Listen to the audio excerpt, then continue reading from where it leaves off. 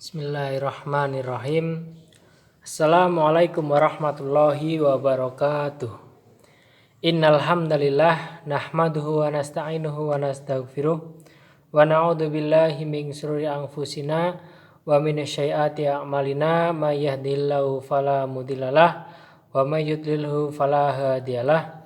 Asyhadu an la ilaha illallah wahdahu la syarikalah wa asyhadu anna Muhammadan abduhu wa rasuluh. Allahumma shalli ala Muhammad wa ala alihi wa ashabihi wa man tabi'ahum bi ihsan ila yaumiddin amma ba'd. Qala Allah ta'ala fil Qur'anil Karim, a'udzu billahi minasyaitonir rajim. Khalaqas samawati wal ard bil haqq yukawwirul laila 'alan nahari wa yukawwirun nahara 'alal laili wa sakhkhara asy-syamsa wal qamar kullu yajri li ajalin musamma ala huwal azizul ghaffar. Shadaqallahul adzim. Al-ayah. Alhamdulillah, pertama-tama marilah kita panjatkan puja dan syukur kehadirat Allah Subhanahu wa taala yang telah memberikan kita rahmat serta hidayahnya kepada kita semua, sehingga kita masih berikan kesempatan oleh Allah Subhanahu wa taala untuk melaksanakan ibadah wajib maupun sunnah dan melakukan amalan-amalan baik yang berguna bagi manusia. Semoga Allah memberikan kemudahan kepada kita, memberikan keberkahan kepada kita dalam menjalankan hidup di dunia ini, dan semoga Allah memberikan hati untuk selalu beribadah kepadanya. Amin ya rabbal alamin.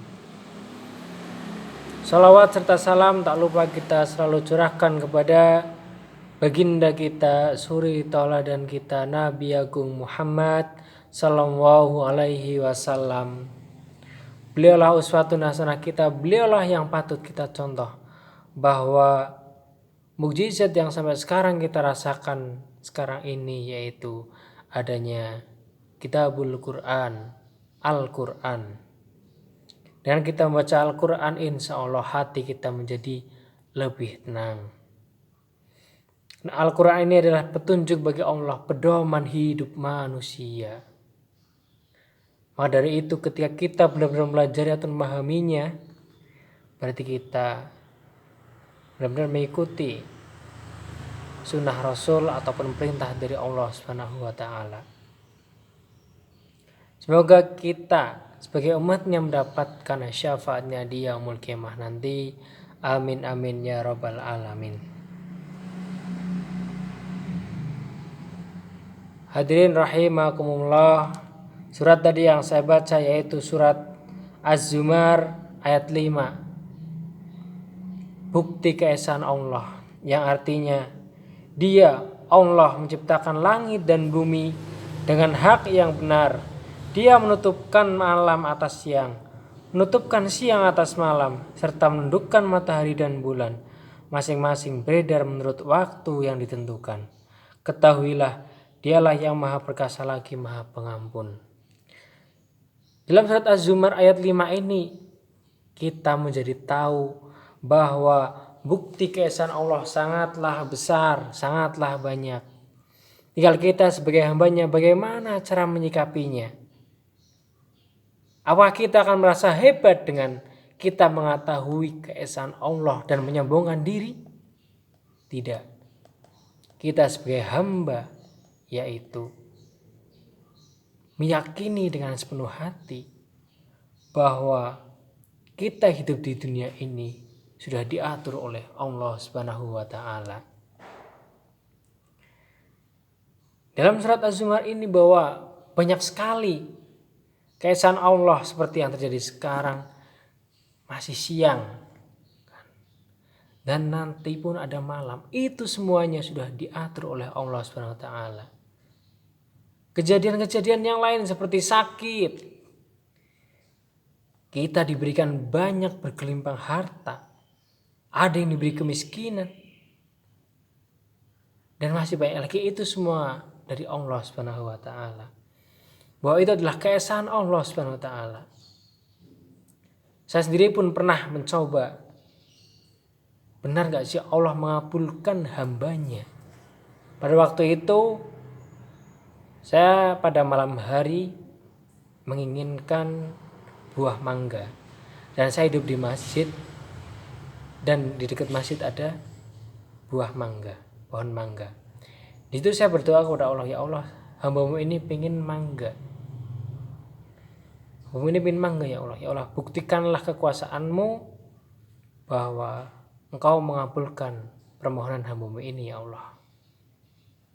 Di situ saya menunggu beberapa menit, beberapa jam.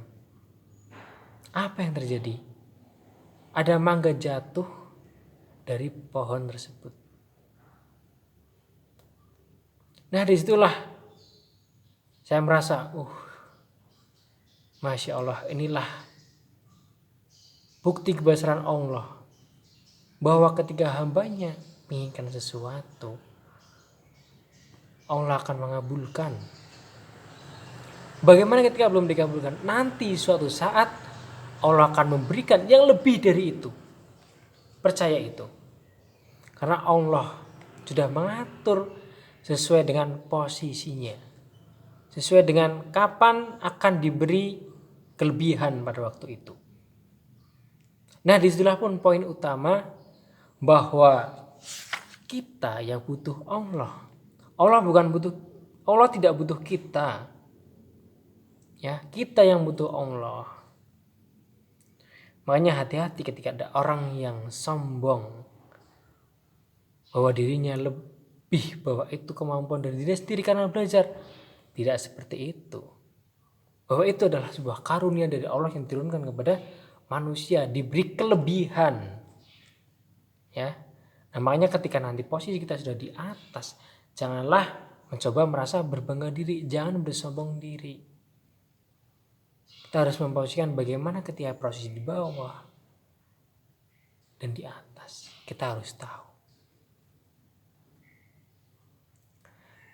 Hadirin rahimakumullah.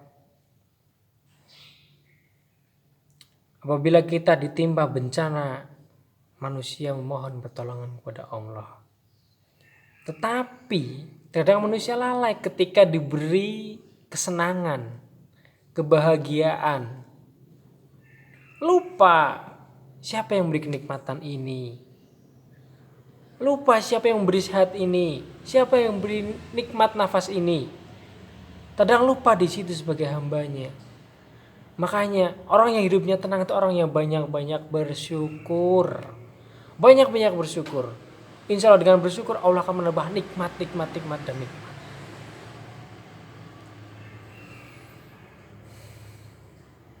Ketika manusia kufur, itu pun sangat berbahaya bagi manusia itu sendiri.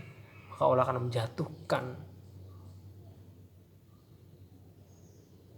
Maka dari itu kita harus percaya dengan adanya Sang Pencipta Allah Subhanahu wa taala.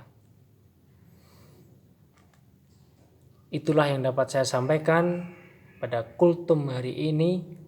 Apabila terdapat kekurangan, itu datangnya dari saya sendiri. Ketika ada kelebihan, itu datangnya dari Allah Subhanahu wa taala. Terima kasih.